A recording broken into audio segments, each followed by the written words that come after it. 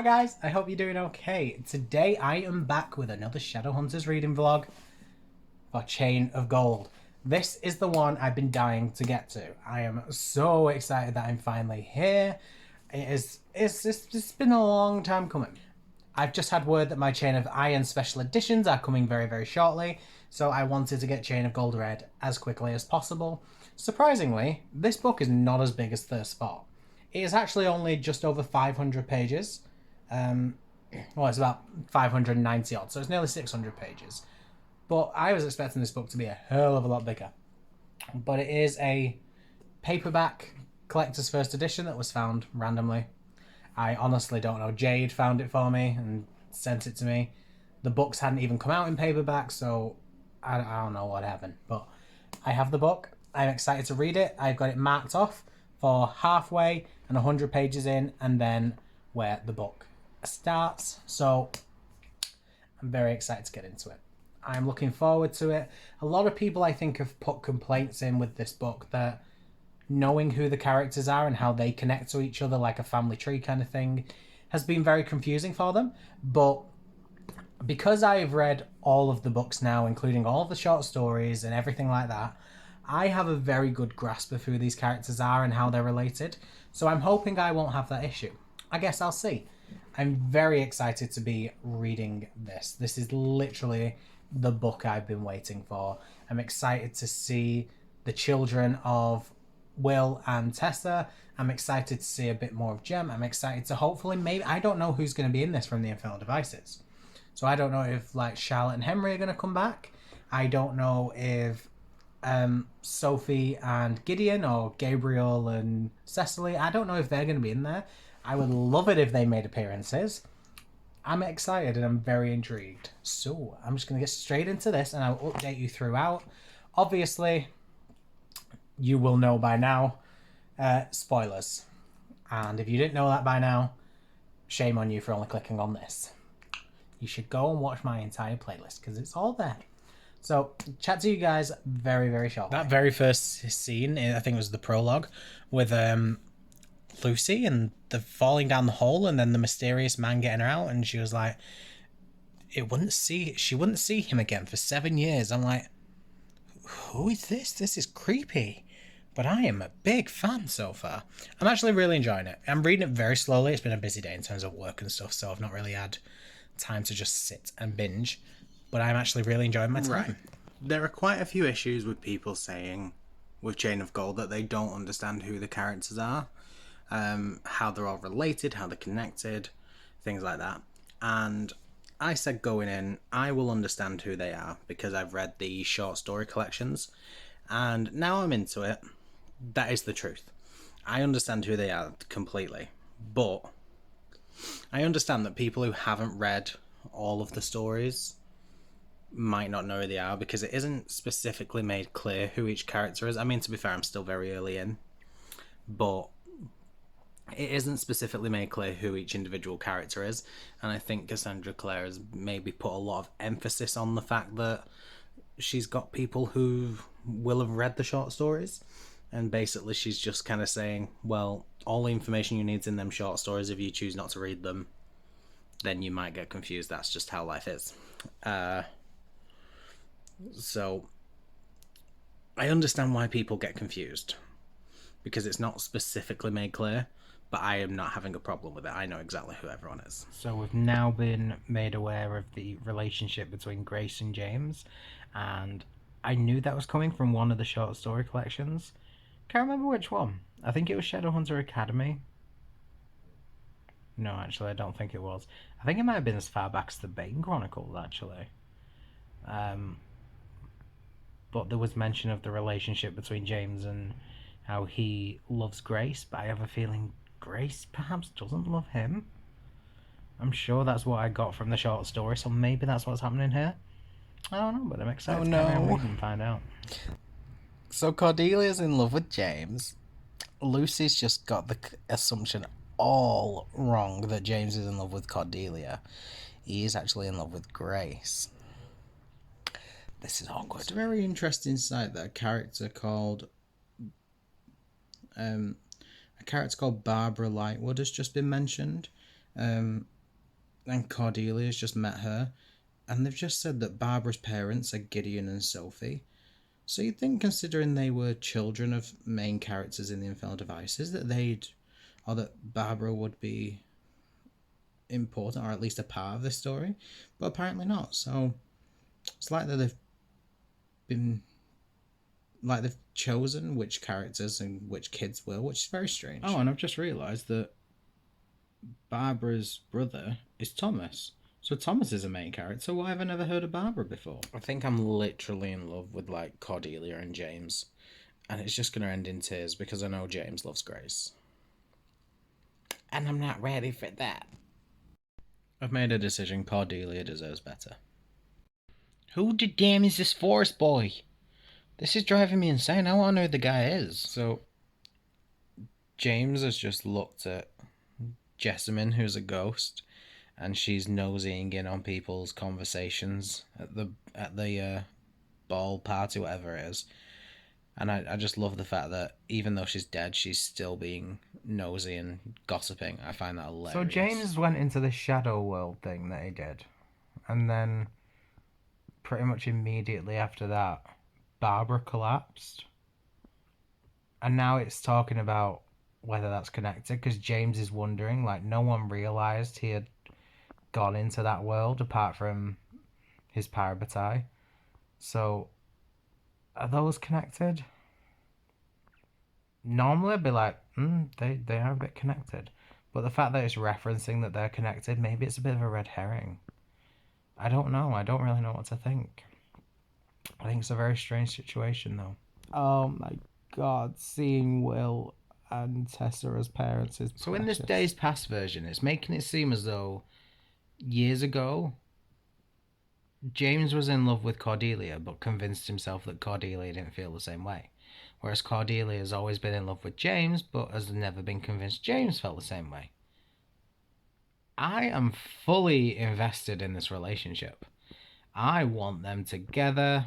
I don't want the dilly-dallying, but I know it's going to happen.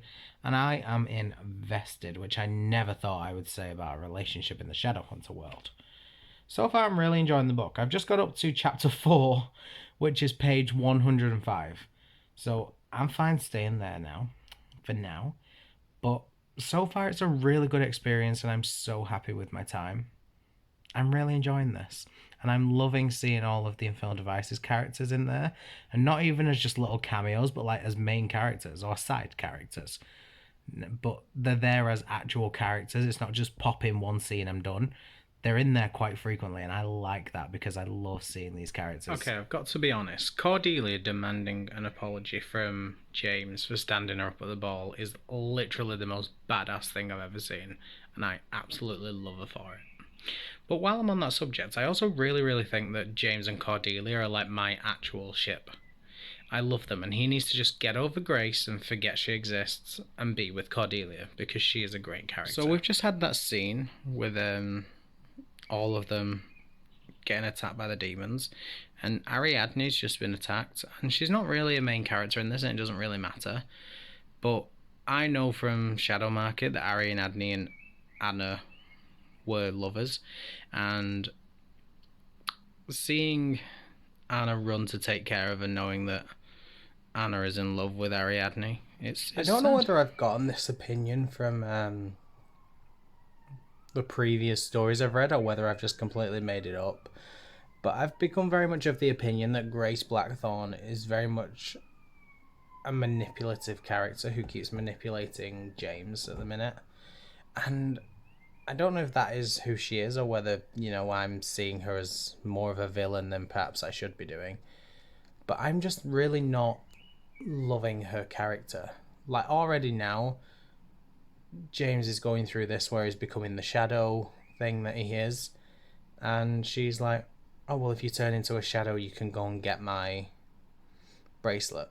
Go and get it, let me know, and I'll come and get it from you. Like, he's clearly not comfortable as the shadow. Why are you manipulating him? Because you know he'll do it because he loves you, and taking advantage of this shadow thing to get something out of it. Like, I don't like her. Like, I don't like what she stands for. I don't like what she's doing. Just not appreciating it.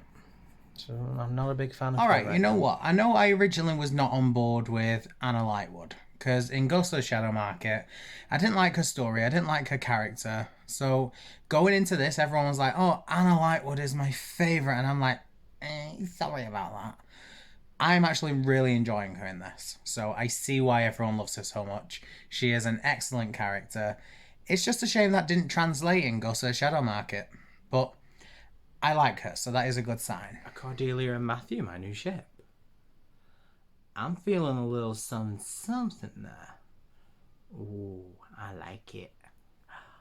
Oh my god, this Days Past section with Thomas and Alistair walking around Paris. I love it. Oh, that's such a good scene. I love it. Is there something going on between them two? I'm definitely getting a bit of a more from Alistair that he's just someone's son. Not so much from Thomas, but he seems like a bit of an oblivious dweeb. But Alistair. Yes, that is what we love to see. That brotherly love between Christopher and Anna when Alistair was going to call Anna to him. Yes, that is what we love to see. We love sibling love. We love that. Yes. James cannot marry Grace. Like, seriously. She's trying to get him to lose his marks and everything and just live a mundane life just so she's okay. Like, that is so selfish. What the hell is wrong with her? He can't do it. I refuse. I refuse to let him do that. It's really annoying me. I can't stand Grace. I think I said in an earlier clip, like it was days ago when I filmed it, so I don't know. But I'm sure I said in an earlier clip that I read somewhere or I heard someone say, or I might have just made it up, that Grace isn't a good character. I can't stand her. And I hope that's because I'm not meant to like her rather than I'm making up assumptions because I'm under the impression I'm not meant to like her. But she is so selfish. I can't stand her right now. Tatiana Blackthorn is crazy. Oh, there's just been mention of the time that Charlotte got really ill and lost a baby. And if you've read Ghost of the Shadow Market, you'll know why. Like, I'm going to spoil it because I spoil the books I've read previously. That's just how life is. So if you've not read it, you're going to have to skip ahead. But, like, Matthew being responsible for poisoning Charlotte because. I'm trying to remember the full story. He thought it was like a truth serum or something, and he was going to ask Charlotte whether she was having an affair with Gideon because he was under the impression that Gideon was actually his dad and not Henry, maybe. So he gave them this drink hoping it would get the truth out of them, and instead it poisoned Charlotte and she was pregnant at the time and she lost the baby. And that was Matthew's fault. And that was a really big point in the story. And they've just kind of mentioned that situation, but no one knows it was Matthew's fault. Only Matthew and Magnus know that. Oh, Jem, maybe. I think Jem probably knows. Yeah, Jem does. I don't even think Magnus knows. I think it's Jem. Jem and Matthew are the only two people that know that Matthew is responsible. And it's interesting hearing that get brought up as it's just, she got ill and, we know the truth. And I'm like, oh, I like those little throwbacks. It's interesting. Oh my god. They killed Barbara. I didn't see that coming at all. I don't know why I didn't see that coming. But I think I even mentioned in an earlier clip, I didn't know who Barbara was. And I was like, oh yeah, they mentioned that she has a sister, but why as a sister is she not one of the main group? Like, it confused me. Well, now we know why. But I didn't think they'd do that. Like, this is book 1. I thought they'd kill off family members and stuff, maybe book 2 onwards. Not book 1. Poor Thomas. I mean, bloody hell, poor Gideon and Sophie. Oh, I'm sad. I'm really sad for them all now. Alistair and Charles, Alistair and Charles. I knew it about Alistair. But Charles I didn't see coming. Because Charles isn't really that big of a character, is he? He's Matthew's older brother. But yeah, he's not really that big of a character. Although it makes sense considering he's engaged to Ariadne, who likes girls. And Charles likes guys. So it actually makes sense considering their situation, why they'd be getting together. And the fact that they're in that situation makes sense for Charles being interested in men. But still, scandalous. Oh my god, Grace needs to die. She's now engaged to Charles. Just to spite James, quite frankly. And oh, I can't stand her. She's manipulative. She's a blackmailer. I want her to die. I need her to die by the end of this story. I can't stand her at all. Please let her die. Just, please. Come on, Cass, do it right. You know what? I've done a complete 180. I'm completely in love with Anna Lightwood now. She is the best. Oh. James and Cordelia's kiss at Hypatia's party. Hello. That was saucy. That scene at the Thames with the ghost carrying Cordelia out of the river was creepy as hell. I don't know how I feel about that. That was creepy. I actually really liked it, but I don't know how I feel about it. Why am I shipping a human and a ghost? Is it even legal? He did. Christopher better not die, or I swear to God, I am flipping tables. I don't know why it was that much of a twist, but the fact that Sona is pregnant is something I just didn't see coming. And I was like, whoa! And then when I sat down, I was like, it's not really that big of a deal, but I was like, whoa! Oh no, all the sick people being taken over by the demons and like the voices coming out of them and stuff, this book is very good at being creepy. There are so many creepy moments with like the ghosts and the demons and the taking over the bodies and stuff. It's really, really weird, but I'm really enjoying it. So I think for me now, the biggest questions are what the hell's going on with James with the whole demon-y thing? Why can he like see other realms? Why is he turning into a shadow and stuff? Obviously he has some of Tessa's demon abilities, but like, is there more to the story? Is more going to happen? Is it really relevant to the plot? And I feel as though is this something that's going to carry on throughout the series? I mean, in addition to that, I also feel the same with Lucy. Like, why can she see Jessie when no one else can? Obviously, the Herondales as a whole can see ghosts, but Lucy's the only one that can see Jessie. So why can she do that? Why can she see Jessie? And why, because it's just been revealed, can she control the ghosts and summon them and do stuff like that? What's going on with her? This is interesting. But again, I feel like this is probably something we're not going to find out till the last book, and it's going to be a big plot point. I also really need to know who the bloody hell, like, who the hell's going to get together. Because what's going on with Grace? She's still alive, sadly. But, like, do we ship James and Cordelia, or do we ship James and Grace?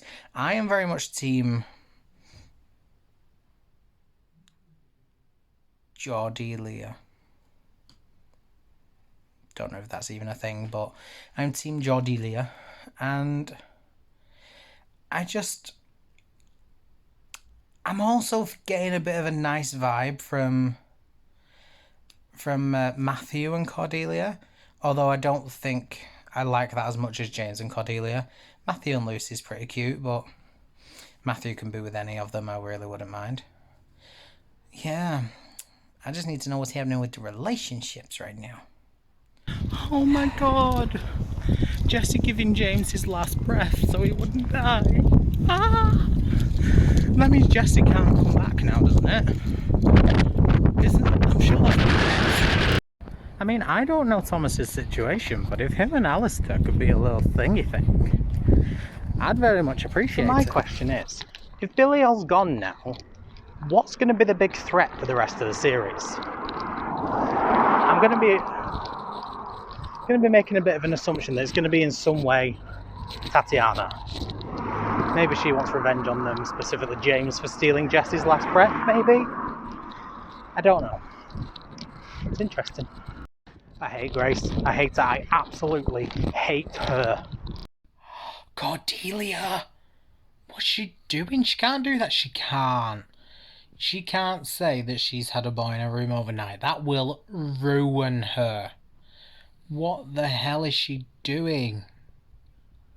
I can't believe they got engaged. Oh my god. It makes me sad because it's not real. Lord James is like, you don't love me in this way and I don't love you in that way. And I'm like, is it because of the bracelet? Or do you actually not love her? Because I need to know, James. Don't try and confuse me. I know you give her a little smoochy smooch, but does that mean you love her? Because you gotta. Things are getting a little awkward right now for Alistair and Thomas. My fantasy is not coming true. Is Billy still alive? So I understand where the threat comes now. What's the anchor? What's anchoring him to the earth? I just finished Chain of Gold.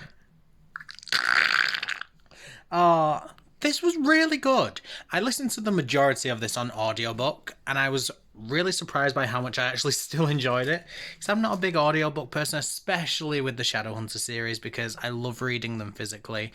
And to be honest, as a result of me reading it via audiobook for the majority, I do feel as though my enjoyment was a little less. So if I was going to rate it purely on enjoyment, I'd say 4.5.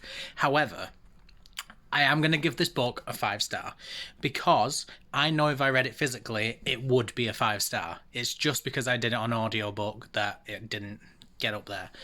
Phew, 5-star book. I loved every moment of this. I loved it. Predictions for the next book, I don't really have any.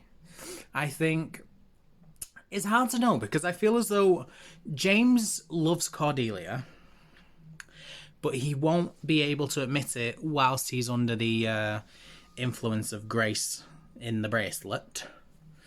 Also, Matthew has feelings for Cordelia. So, where did they stand? I hope Alistair and Thomas figure things out. I'm sure they will. I've loved how much I've seen of the characters from the Infernal Devices. I would love to see more of the other characters, because we saw a lot of Will and Tessa, but I would love to see more of, like, Gabriel and Gideon and Cecily and Sophie. I'd love to see more of them. So hopefully we get more of them in additional books. I feel as though maybe Tatiana and Bilial and all that's going to be a massive threat for the next book. I don't really know what's going to go on. I want to see more Jesse. What's going on with, like, he can't be alive now, which means, like, in my head I was thinking, oh, he's going to come back to life. And it's going to be obvious, because then him and Lucy can get together. But if he can't come back to life, that's really sad, because I want him to now. What else do I have? What else am I thinking of? I still think Cordelia and James are going to be endgame, but I'm definitely interested to know where this all stands with Matthew now. I also want to see more of Anna, because I feel as though while she was a very good character, she didn't get as much of a billing in this book as I thought she would. But I did really love her character in this, which is such a surprise because I've mentioned I didn't really like her in previous books that I've seen her in. Yeah, we've already been shocked with the big death. I know Barbara wasn't a main character, but she wasn't a character I expected to die. So I can definitely imagine Chain of Iron giving us big deaths. There's a lot to unpack. But for now, excuse me, rude. But for now, I've finished. I am very, very excited. I'm going to maybe start Chain of Iron straight away. Because I still have like 5 days. Oh, I've got 5.5 days left of March. I could potentially read Chain of Iron in that time. It's very unlikely, but it's possible. Or at the very least, I could get a good chunk into it. So I think I might give myself maybe tonight to rest and then start tomorrow. But we'll see. But thank you so much for watching. I really appreciate it. It's been great that you guys are here. I'm loving this book series. I wasn't sure that I would, but I absolutely adore it. I love the characters. I love the plot. It's been great. So yeah, thank you guys. Make sure you leave me a comment down below. Let me know who your favourite character in this book is. Yeah. I'm just going to go because I got a lot to think about. But again, thank you so much for watching. Really appreciate it. Love you all. See you in the next video. Bye.